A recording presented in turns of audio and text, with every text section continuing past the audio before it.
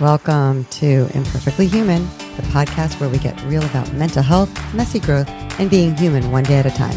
I'm your host, Rachel, and together we're navigating life's chaos with honesty, compassion, and a little humor. Let's get into it.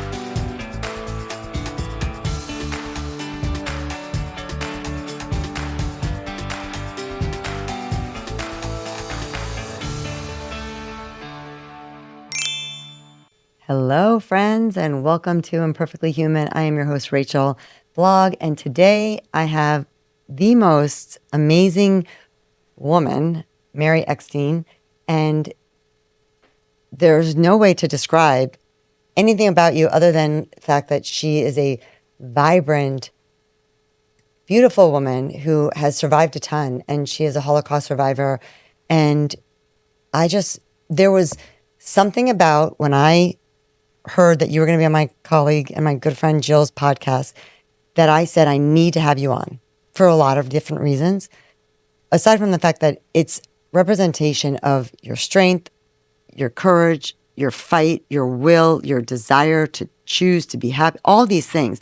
But more importantly, I really felt it was so important for my listeners to hear your story, because I've got to imagine, and you can correct me if I'm wrong, and maybe you'll share this, but many of the things that you're going to share, if you're willing, and remember, you don't have to share anything and everything, I've got to imagine many people would not actually believe truly even happened. Because it's probably, as somebody who's studied the Holocaust and who knows a lot of things about the Holocaust, to experience the things you've experienced, I think many people probably wouldn't believe a lot of things actually did happen that way. Because it's so impossible to believe, right? But it did happen. So welcome, Mary. Thank you so much for joining me. Thank you. And also, we thought we didn't know each other, but we know each other through different people. We don't really know each other, but we were coming here, and I didn't ask you a lot of questions because I really wanted to hear your story. That's why I also did not listen to Jill's podcast, because I wanted to hear it for the first time when I met you. Mm-hmm. But we found out that we have a connection, that you have dear friends that live in the same community that I live in. So that's really nice. Yes. So let's I don't even know where to begin. You said you're a speaker, so I'm sure you have an idea of what you want to talk about. But let's go back to how old were you when you were first aware of the Holocaust even happening? Well, Hungary, I lived in Budapest, Hungary. And the Hungarian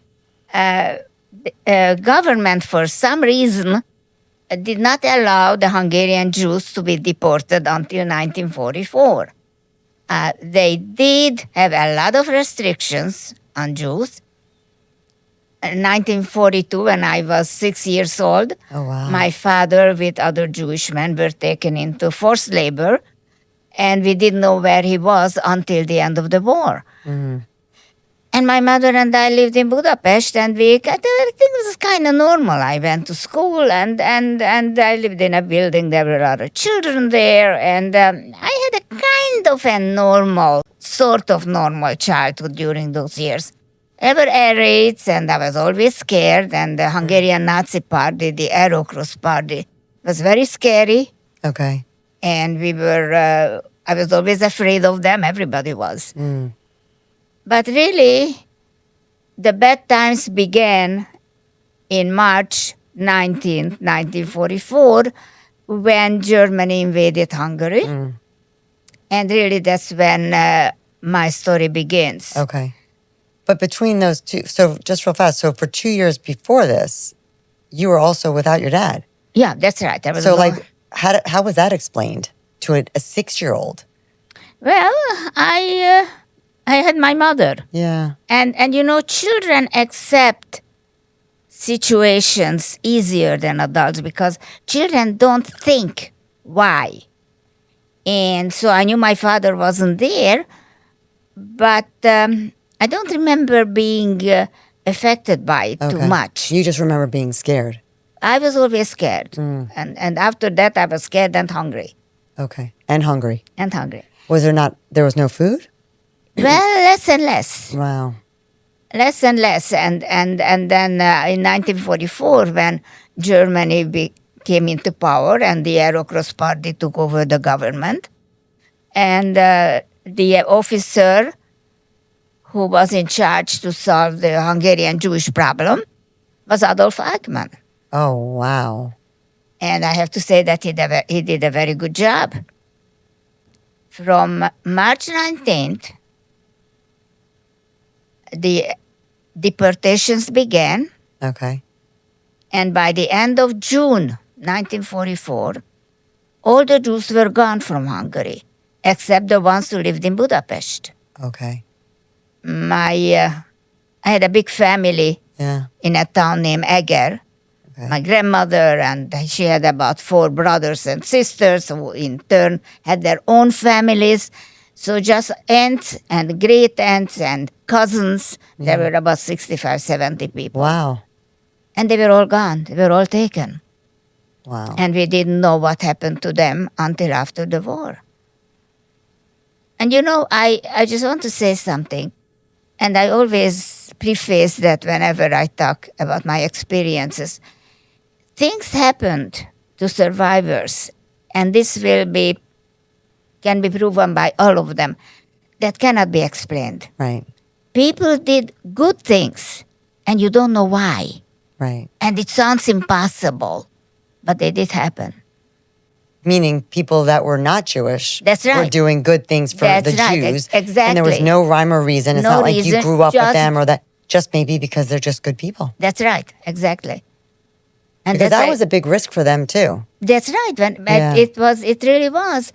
And things happened to me that I can't see any reason why, but Wow. Wait, so go back to, so you grew up in Budapest and so you guys stayed in Budapest, but your whole family was gone? well, I had an aunt and a grandmother and an uncle and a cousin, 2 cousins who lived in Budapest. Okay. So we were not alone. Right. We had family in Budapest. Okay. And so then what happened after that? You're about 8 years old now. Yeah, I was 8 years old. And so the government was not deporting the Jews at that time until they were beginning to they were deport, beginning but to. not the Budapesti Jews. Not There were too many Jews left in Budapest, and the plan was that by a certain date, all the Budapesti Jews will be in the ghetto, Okay. and that a certain day, they will blow up the ghetto. Oh, wow. And fortunately, the Russians liberated Hungary Before before that that, could happen. happened. So, but there were air raids. Okay. Every night we had to go to the air raid shelter, and then we would sit there and hear the bombs and the explosions, and it was very scary for a little girl. Oh, I'm sure. And there was a curfew. Okay. Jews could go on the street only certain times. So although you were not moved to the ghetto and you were not moved to a concentration No, camp, not you yet. still, No.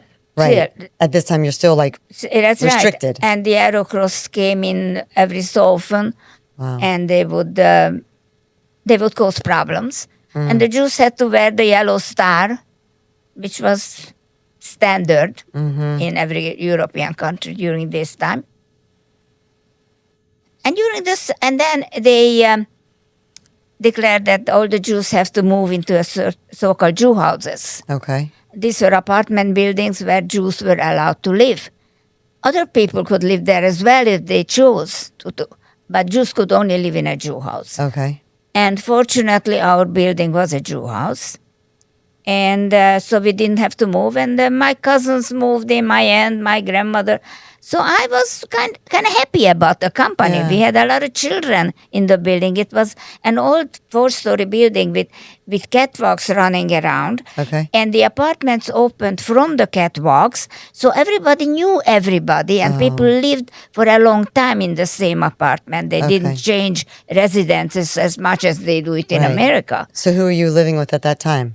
I was with my mother, and my aunt lived with us, and my cousin, Okay. and my aunt, my other aunt. And so I couldn't go to school anymore, and I was in 2nd grade, and I called myself a 2nd grade dropout. And so it was kind of scary. Yeah. Then, in the fall, the order came that all the Jews have to go into the ghetto. Now, the Budapest ghetto was a terrible place. We knew that even before. There was sickness there and overcrowding, and it really was bad. Can I ask you a quick question? When you said that you knew that, because obviously we don't have phones, we didn't have the computer. How did word get to People visited. That's okay. People visited. Okay. So they were there to experience that from what they observed. They went to visit, somebody went to visit somebody who lived in the ghetto, and the word got out. Yeah. Okay. Now, there was a Swedish diplomat by the name of Raoul Wallenberg, and a Swiss diplomat by the name of Karl Lutz. Unfortunately, Karl Lutz is not mentioned by history, and he should be remembered because he worked with Raoul Wallenberg, who is one of the righteous Gentiles. He saved thousands of Jews in Hungary. He came to Hungary strictly for the reason to save as many people as he could. Wow. And what these two men did was they made a deal with Eichmann that they will issue so-called Schutzpasses, safe passes. And whoever had that Schutzpass was considered to be a subject of either the Swiss or the Swedish government. They were moving into certain apartments that they rented, and those apartments were under the protection of the Swiss or the Swedish government. Wow. And supposedly the Germans or the Hungarians had no jurisdiction over them.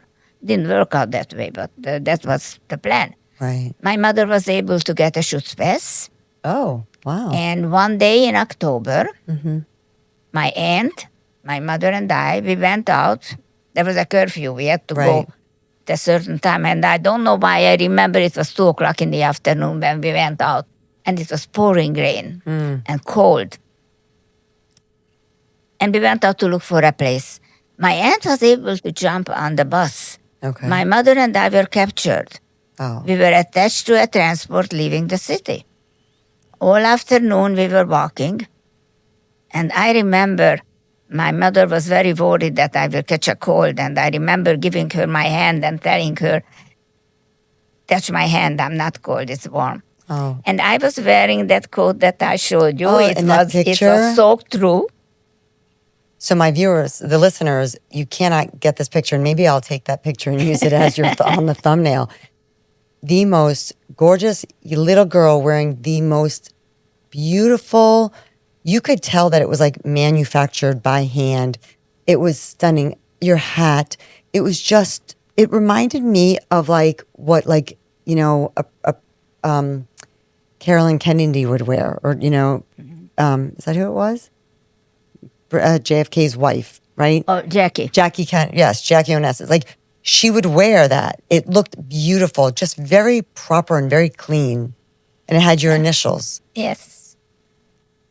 And so you were walking in that. Where were you walking to?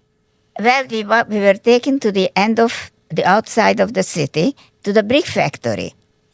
Now, a brick factory... Wait, you had to walk there? Yeah, we walked there all afternoon. Like a half a mile? Oh, it's about 5 miles. Wow. And all afternoon we walked, and by the time we got there, it was dark. Wow. So a brick factory is in a very large area, and it has a lot of sheds, so it's easy to keep track of a large number of people. Okay. And brick factories were used all over the country as demarcation points for transports because of the separation that they were able to achieve by having so many buildings. So they took us, they escorted us into one of the sheds, and my mother, who was a remarkable lady, looked around. She parked me in a corner, and she went over to the Hungarian policeman and begged him to let us go. And my mother had no money to give him. And of course, the policeman refused. However, we were in the brick factory for a week. Okay. And every morning he would come, escort us to another shed, and later on the day we would find out the shed we were at the day before have been taken. And after a week, we were still there. So in a sense, he did save our lives. Why he did that? You'll never know. You'll never know.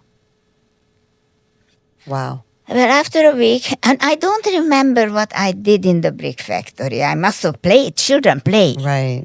And there were a lot of children there. They must have given us some food, but as I told you, You that said you were period, hungry. from that period on, I was always hungry and I was always afraid. And that hasn't changed. After a week, they separated the children and we marched back to Budapest. Mm. Now, I didn't mention it before, but Budapest is separated by a very wide river, the Danube, which is one of the major rivers in Right. Europe, and all the bridges were blown. So what they did was they erected pontoon bridges. Oh, wow. The pontoon bridge is rowboats laid side by side, and then planks are laid across on top of them, and that's the bridge. Wow. And it's wobbly and dangerous, Right. and I was so worried they're going to throw me into the river. But we got to the other side. So were you not with your mom at this moment? No, I wasn't with my mom. Wow. And just as we got to the other side, there was an air raid. So very quickly they dispersed us in the neighboring Jew houses. The building I was in, there was a German woman. Mm-hmm. She didn't speak Hungarian. I can see her face in front of me. Wow. She spent all night to take children home. Now, there was a curfew. If you were on the street, you would be shot. There was martial law. They didn't care what your religion was at that No, it moment. didn't matter. Right. If you were out in curfew, they shot you. That's martial law. So she took me home, and the neighbors told her when my aunt found a temporary place, and she took me there. Again, I was a little girl. I couldn't pay her, Right. or I could say thank you, Right. And she took her life into her hand doing this. When my aunt found a temporary place in an air raid shelter in one of the safe houses, Okay. and I found her. And then 3 days later, my mother came. Oh, wow. My mother, with several other women, were taken into the Aerocross headquarters in Budapest, taken down to the basement, lined up, and they were beginning to shoot them. Just then, a German officer came in. He stopped the killings and ordered the Aerocross men to let the women go, the surviving women go. And again, we never found out who he was. The only conjecture we had that he must have worked for the resistance. Right. Anyway, my mother found us. And then my mother and my aunt found an apartment. Okay. It was a 3-bedroom apartment.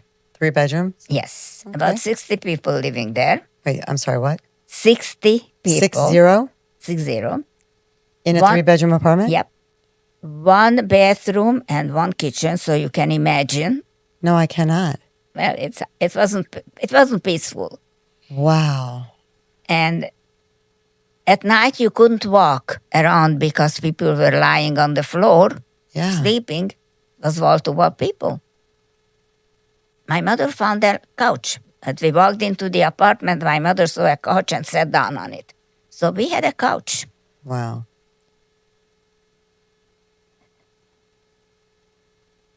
I don't know what was the idea that they had when they established this safe house system, but we didn't get any food or anything. And we were hungry. Right. So people would sneak out and buy food. And my mother sent me to the neighbors because, as I said, other people were living in the building. And I was asking for food, and they gave us some food. That was kind.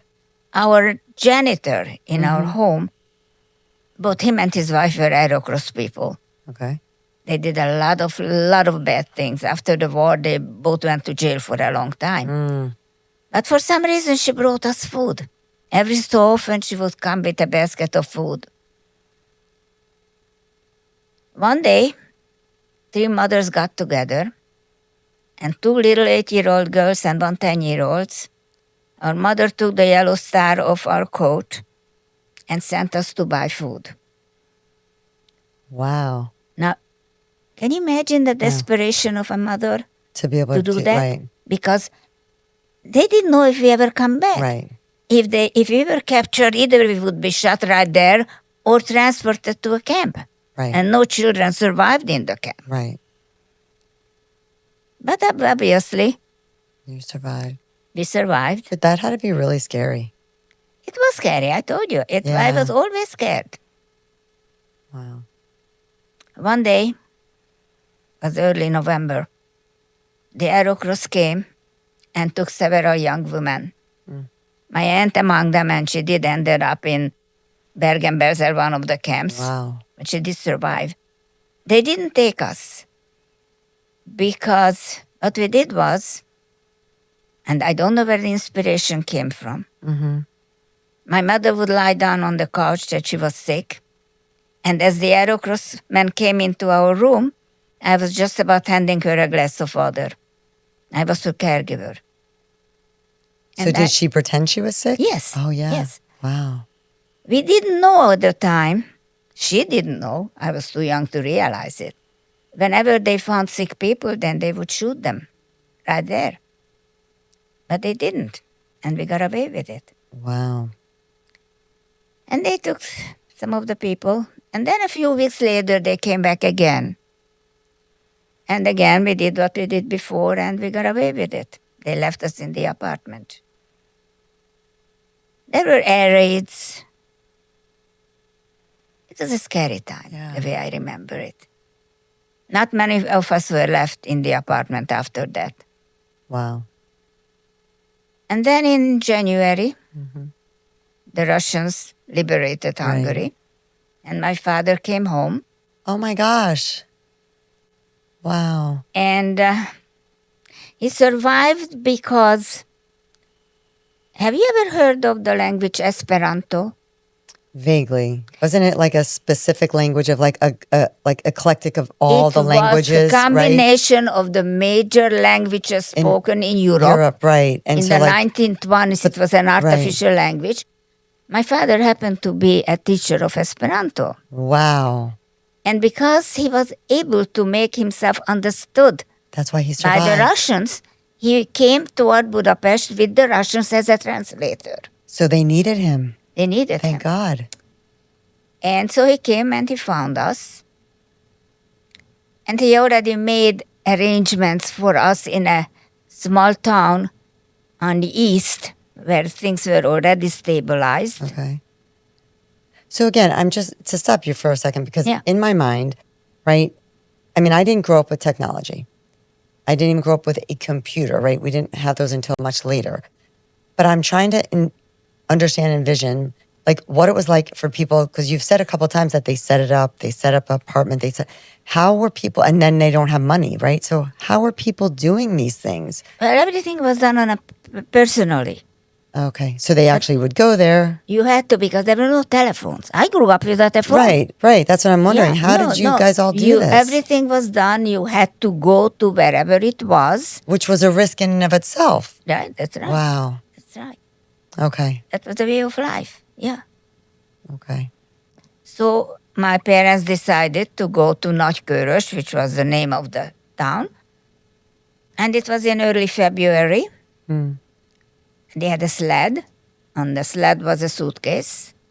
On top of the suitcase was a comforter. On top of the comforter was me. On top of me was another comforter, and the whole thing was tied with ropes. And my mother pushed, and my father pulled. Oh, wow. Now, it took a week. I don't know, maybe 150 miles. But because... 150 miles to walk. Yeah, well, Wow. it took us a week. Yeah. But we had to hide because the Russians were collecting men off the road because they needed workers. Oh. So we had to hide from the Russians. Now, I have to tell you something. When we were liberated, the Russian soldiers were so nice to the children.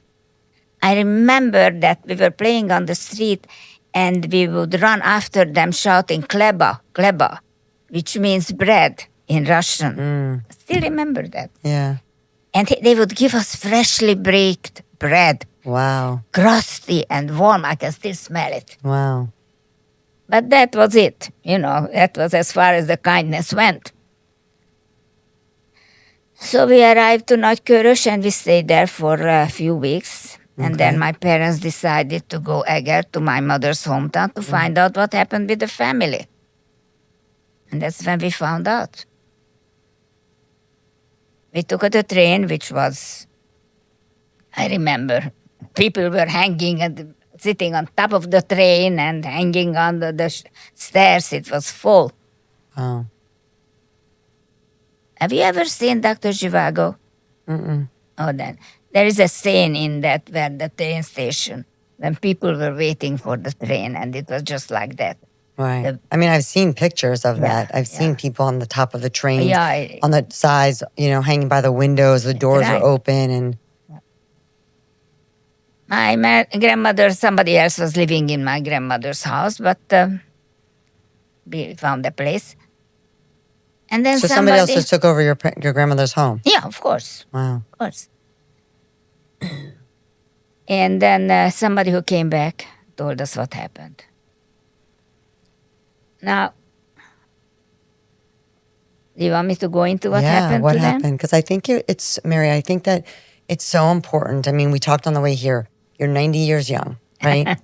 But we all do die at some stage. And I think that it's your story and your history and your experiences can live because it's here. So if you are comfortable, it's all right. Whatever you're comfortable sharing. I mean, like, what happened to your family? What did you find out? What I'm going to tell you now, when I got married, my husband was a survivor of Auschwitz. Okay. And what I'm telling you is he told me what he went through with his family. So what I'm saying, that's what my family experienced. Right. They were taken into the cattle cars. Mm-hmm. So full, about 50, 60 people. There wasn't a room even hardly to sit. Right. They were not given food or water. And it took 3 days to arrive to Birkenau. Right. And when they arrived in Birkenau, it was in the evening, and there were dogs barking and light all over. Right. And the guards were shouting, "Schnell, schnell, hurry up to get off the train."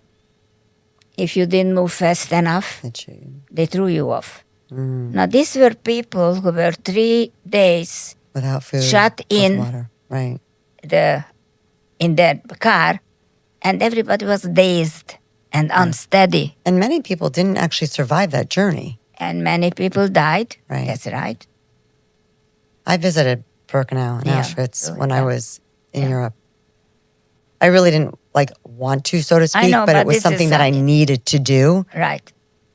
And I could tell you that to describe it as the perfect day was just that. Because if you're going to go experience something like that, it was overcast, it was gloomy, there was fog on that pond, and it was cold. Yeah. And it was a drizzle, and it was...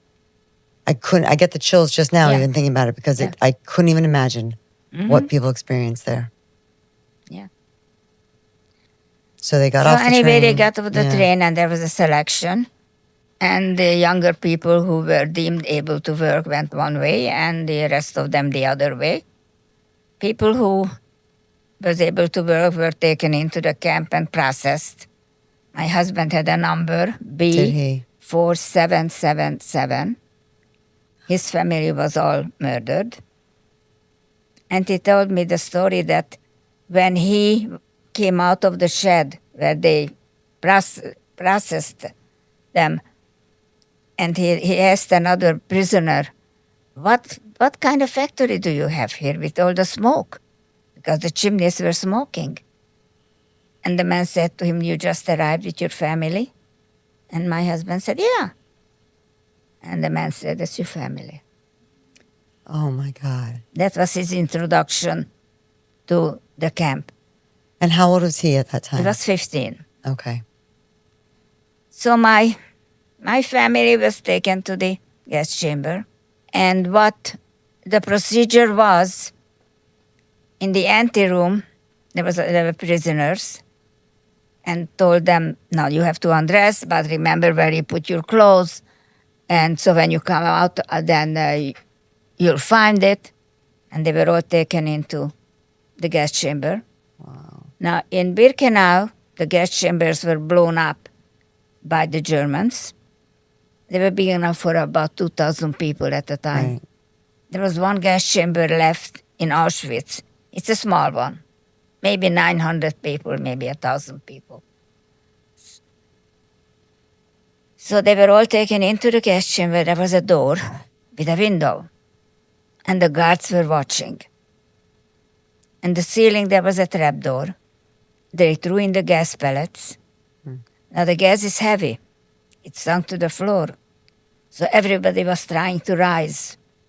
Mothers were holding their children up so they could breathe. Took about 15 minutes, and it was all over. And they say when they opened the doors, there was a human pyramid. Ugh. Because everybody was trying to breathe. Then there were prisoners whose job it was to get the gold tooth out of the mouth and cut the hair and raw material, they called it. And then the bodies were taken to the ovens and they were burned.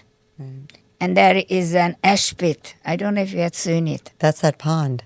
Yeah, it's an ash pit like a pond, and you can see shivers of bone among the ashes. And that's what happened to my family. Oh my God, Mary, I'm so sorry. So we were in Eger, and my father got sick. He got sepsis. And on May 24th, 1944, my father died of sepsis after surviving because there was no medication. It was right after the war. Right. No medicine. So my mother and I stayed in Eger. I went to school there. Okay. And then a year or so later, we went back to Budapest. And of course, Hungary by that time was communist. My mother at one point got remarried. I went to school. During the communist system, with my background, I couldn't have any hope to go to university because I was not a genius. You had to be a genius with my background to be. So I became an optician. And then one day, my stepfather came home with a young man for Shabbat dinner. Now I have to... There were no Jewish boys left. Yeah. My age was... I'm a lost generation. There are very few people left alive my age. They were children and they were murdered. So when I found a Jewish boy, I kept him to myself and I didn't introduce him any of my girlfriends. I imagine. Yeah. And so how old were you when you met him? I was 16 when I met him. A couple of years later, in 1955, we got married. Oh, wow. And then 1956, we had a baby. And That's Peter. That's Peter. Okay.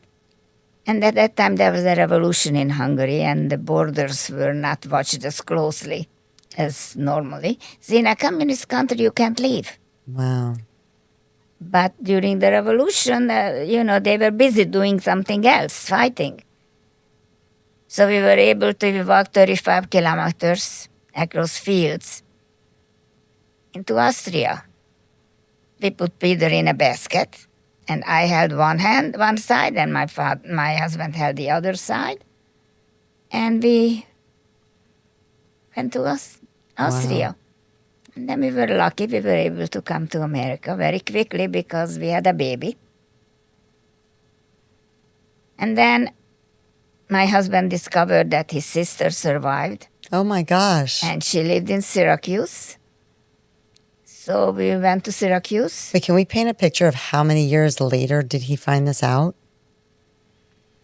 I am not quite sure, because at one point his sister wrote a letter. She married a Greek man Okay. in the displaced persons camp. Okay. And then she never came back to Hungary. So she wrote a letter at one point. I don't know exactly when. Yeah. And then so we knew that she was in Syracuse. Okay. And so we went to Syracuse and we made a life. Wow. Yeah. And so I know we spoke briefly. You said you also had a second son. Where Yes. was Jack born? Jack was born in Syracuse in Okay. 1959. Okay. And Okay. I had two little children. I couldn't go to work because in the 50s, you had no home care. You know, daycare. So what I did, I put an ad in the neighborhood paper that I did alterations. I didn't know how to sew. I was able to stitch up a hem. And when somebody came with that to do something that I didn't know how to do, I talked them out of it. And I must have sounded very convincing because I got away with it. And then I Yeah. learned to sew. Okay. Little by little, I developed a reputation as a dressmaker. Right. And then we were in America, let's say, became in 1957, January. And 5 years later, we became citizens. And the same year, my husband rented a shop. And he was a mechanic. Okay. He was repairing lamps, sewing machines, whatever you needed, toasters. I had an extension telephone in my kitchen. And that's how we started our business. And eventually we ended up with a freestanding building. We were selling washers, dryers, Wow. parts, and labor and repairs. And we had people working for us, and I was working with my husband. And we made a good living. And we were able to give an education to my kids. Right. So what's so astounding to me is that, and we haven't even gotten to like the passing of your son and the loss of your husband, you still have such an amazing outlook on life. And I think why it was so important for me to like, number one, meet you, but also have you on here is because I think people don't realize that they get choices, right? And You cannot change your past. yeah, you're right. And you have to appreciate your present. And I consider myself very lucky because not only did I survive the war, I was able to come to America. Yeah. That was a dream. I studied English since I was 10 years old without any hope of ever using it, but just in case. Right. And I was able to come to America. Right. And I made a living in America. And I lived long enough to see my two granddaughters, to be at my granddaughter's wedding, Oh, wow. to have two great grandsons. And I'm still here. Yeah. I'm very lucky. And I So is love it- this I Yeah. love this country. Oh, This country welcomed me and gave me and my family the opportunity to build a life, which Yeah. we did. So Yeah. I have no reason not to be happy. right. And it's amazing because I think that you said something that's so profound that like, and I say this often to a lot of the people I coach, is that you don't have the ability to change your past. That's right. You get to choose if you want to define yourself by your past or choose to live in the present moment and build your future. That's right. And I don't think anybody would blame you if you would have chosen the first because of the horrific, horrible, those aren't even the right words to fit what you went through. Aside from just the Holocaust, then you went through the Hungarian War and like that, and then the passing of your son at a young age. Talk a But little. I had him 34 years. Yeah. And that was a present. That Tell was us a little gift. bit about Jack because you showed us a beautiful picture of him. Jack was a very talented artist. He was a fantastic actor and a very talented painter. He went to Parsons School of Design Oh, wow. and he worked as freelance as Okay. a commercial designer in New York. He designed book jackets and magazines and catalogs. And unfortunately, he got HIV. Mm. And on a 4th of July weekend, 1993, he came down to Florida to die. Mm. My husband and I took care of him. Jeez. And I comfort myself that there was always somebody holding his hand, Yeah. and he wasn't alone. And I had him for 34 years. He was ours for that long. Yeah. Some people don't have that. No, but even that outlook, right? I'm a mom. I watched my grandparents many years ago bury their daughter when I was 16. Like, Yeah. no parent should ever have to do that. That's not like what we're taught, right? Yeah. It's not easy. No. But you still survived, and you I did. chose to look at it differently. That's right. I remember the good times. I had my husband for 63 years. Mm. We were married 63 years. That's amazing. And a week before he died, Mm-hmm. he was in the hospital. He said to me, I want you, it was before the high holidays. Okay. And he said, I want you to go to Publix and buy a dozen red carnations from me for the holiday. Because he used to buy me flowers for Fridays nights or the holidays.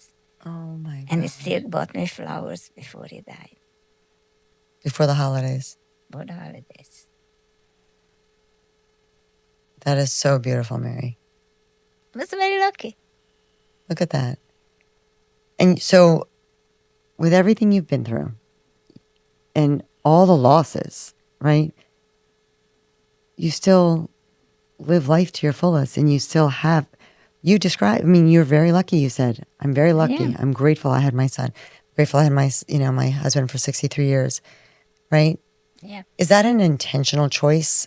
Or is that just because, like, you've seen such shit? Let's just be honest. Because I concentrate on the good. It's a question of what you want to think about. Yeah. And I realize, and that's why I've been speaking in schools for 50 years now, since the beginning of the 1980s. And I realize that there's a reason why I'm here. I'm nothing special there, but I didn't do anything good in my life that I should be presented with such a long life. But I have a job. And I have to do that. I have to speak. Right. So your job is to get your voice out, to That's get your right. story told, to let the younger generations That's know right. that it's always a choice, no matter how bad things are. You get to choose how you want to live your Right. current and your future. That's right. And it's not difficult. It's not difficult. It's. I always said my mind has different compartments. Yeah. And I choose which compartment I open. I love that. Oh my gosh. Look at that. 28 years as a freaking therapist. And I've thought of things, I've looked at it at houses, like different rooms. Yeah. But I like that. I'm going to steal that from you, Mary. I like that.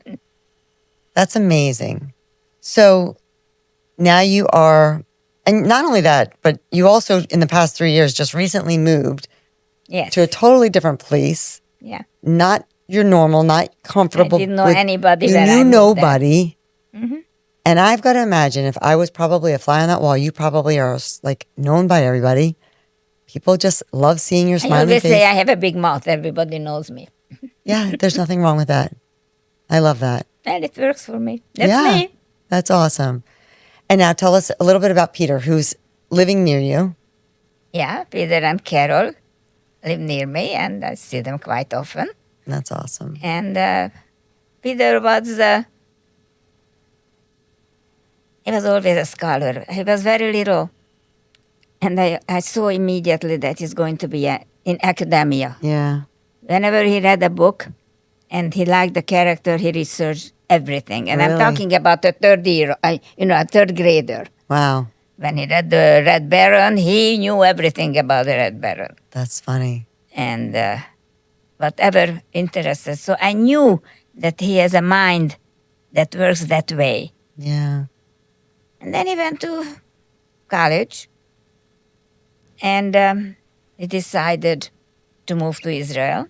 Mm. He made Aliyah. Did he really? Yes. Wow. In 1980. Okay. And he lived in Kibbutz Keturah, Okay. which is near Eilat, down south. I know a lot. Yeah. And we used to, 1 year we went, and 1 year he came. And then he found an American girl Mm. who just finished in Cornell, and she went to Israel for 6 weeks, and she met my son.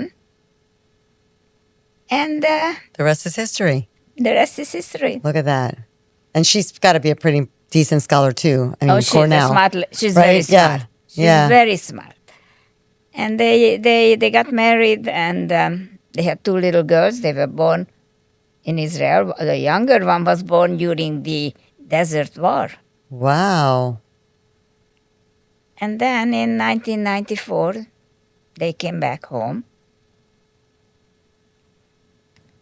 And Now they're here. they're here. That's amazing.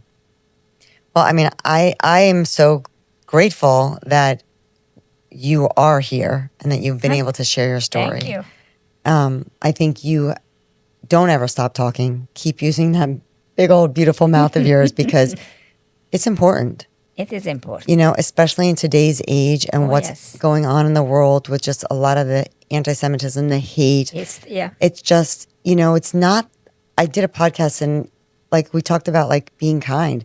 It's really not that difficult to be kind, right? That's right. And you have to make that choice to be kind. And yes, it's understandable that we may not want to be kind at times when we're angry and hurt and things like that, but we have to choose. That's right. That's right. And times are so difficult these days. Everybody's so angry. Yeah. And if somebody has a different opinion from right? you, then you're his enemy. Right. And it's a difficult era. And children are growing up in that atmosphere. I know. I'm still thinking about, I mean, my mind is still blown away that there were 60 people in that 3-bedroom apartment with a bathroom. I'm still thinking like, forgetting even just the kids nowadays, but like people like my age probably couldn't even imagine what that would be like. There was a lot of fights. I remember there was a lot of shouting. Yeah. Well, I mean, I got to imagine 60 people to one bathroom.